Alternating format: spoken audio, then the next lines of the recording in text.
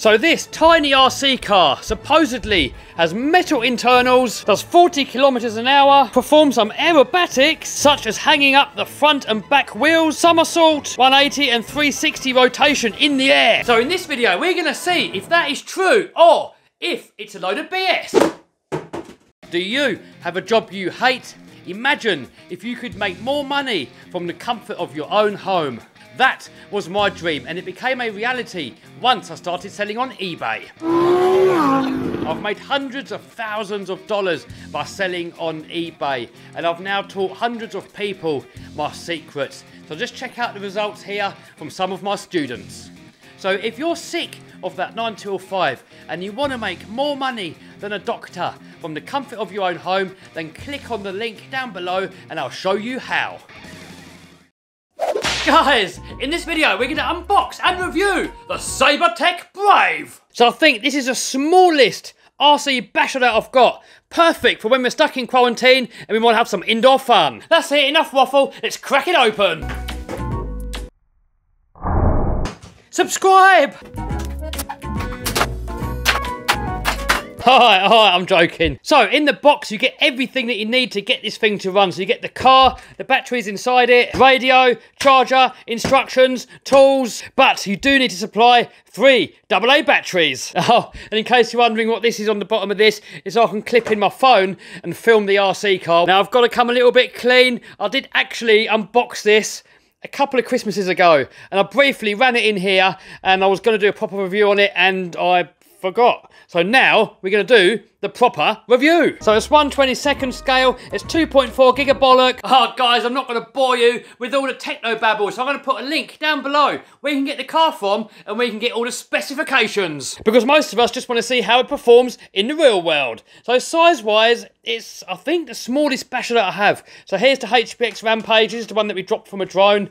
This is also quite a good mini RC car. Here's the size compared to a Traxxas Rustler 4x4. And here it is compared to the mighty Raminator. So size-wise, perfect for some indoor quarantine action. Alright, let's have a little look to see what's inside. So it's 4-wheel drive. Well, it's supposed to be. It's actually got a centre differential. And looking at it, all the internal gears are made out of metal. If that's the case, that's pretty good. It's also got double wishbone suspension and functioning headlights. So to get it going, you switch it on here, plug in the battery, and switch it on underneath. So the steering seems to have plenty of power and speed. So now let's see how well it goes. It's actually pretty nippy. Oh, tumble wumble. Let's get it out in the workshop.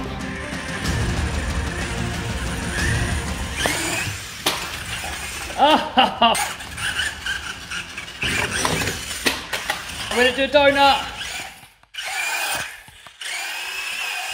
Oh no. Do you know what? Because that centre differential is actually putting all the power to the front wheels. So I might open it up in the middle and see if we can jam up the centre diff a little bit. And then hopefully it should get it into donuts. At the moment, it's kind of trying to drive forwards. But I'd like to get more power to go to the back wheels, because that way it's going to make it drift a bit better. To the moon! It actually jumps pretty nice. It doesn't land too well though. Tumble wumble!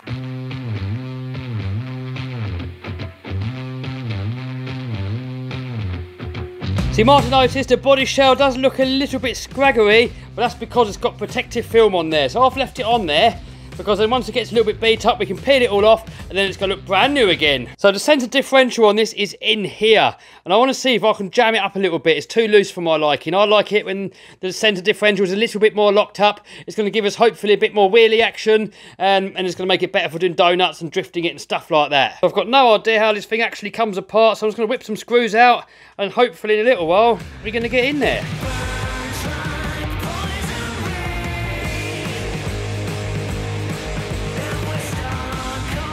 So there we go, now we can see the diffs. Here's the rear diff. This one here's the centre diff, and I think we've got to undo the motor, then we should be able to get into it.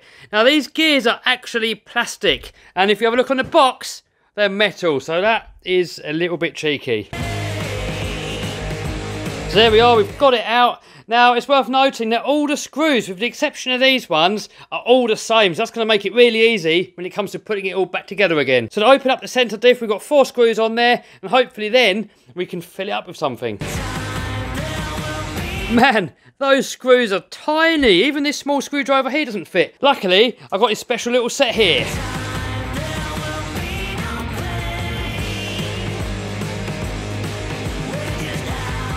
So there we go, there's all the little diff gears in there. Man, this is tiny, look at it. That is next to my thumb. So we've got a tiny little bit of grease inside there. I think it's more for lubrication than anything else. I'm going to put a bit of brake cleaner in there, try and dissolve that grease, and then we're going to replace it with a silicone earplug.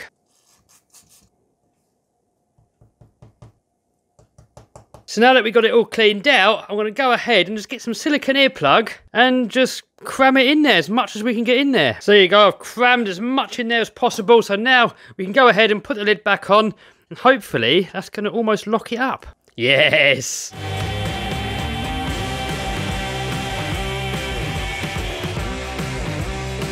Boom! There we go, we have 4-wheel drive. Hopefully it's not going to kill the gears. Alright, here we go. Oh, look at that. Straight into a wheelie. Oh, and an endo. Maybe I've locked it up a little bit too tight.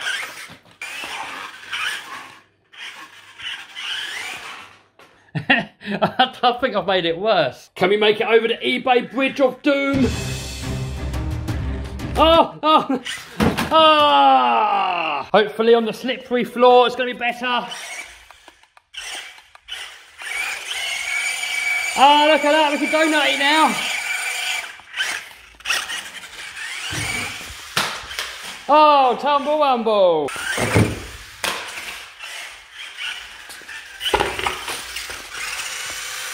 Coming up to a backflip. Oh, no.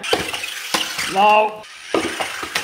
No. All right, see how fast it can go.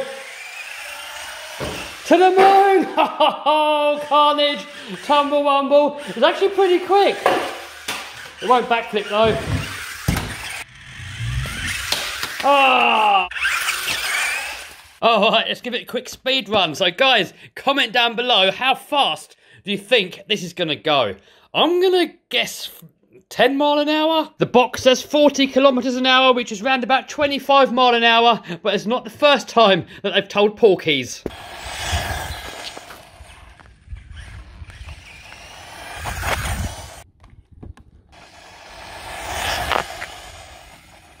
So 13 mile per hour, which is not bad, but nowhere near the claimed 25.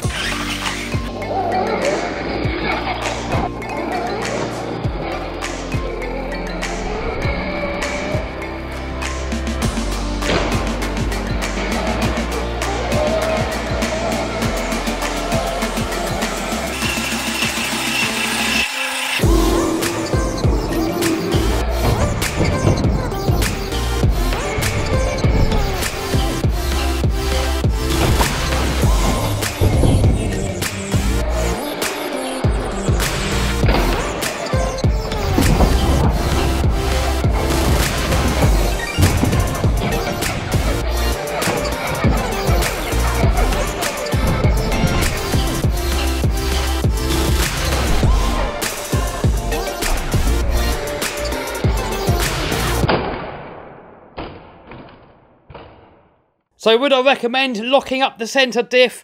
If you're going to be using it on high grip surfaces like on carpet or outdoors on concrete, probably not. But if you're going to use it on something a bit more slippery, then yes, it's great. There's a couple of things that I'm not too happy about. The first one is quite bouncy because there's no oil-filled shocks. And the second one is these clips in here, they're really fiddly to try and get in. But other than that, guys, I mean, for a little indoor little beast that you can also bash, and you can take it outdoors as well. So overall, no, it doesn't do 40 kilometers. It does not have metal gears, and it doesn't really do all the stunts that it says it does. But overall, with the BS aside, it is a cool little rig, and I've had some great fun with it. And if you consider the price of this thing, it is actually dirt cheap. If you want to know where we can get it from, link down below. Alright, so I'll see you over in one of these videos.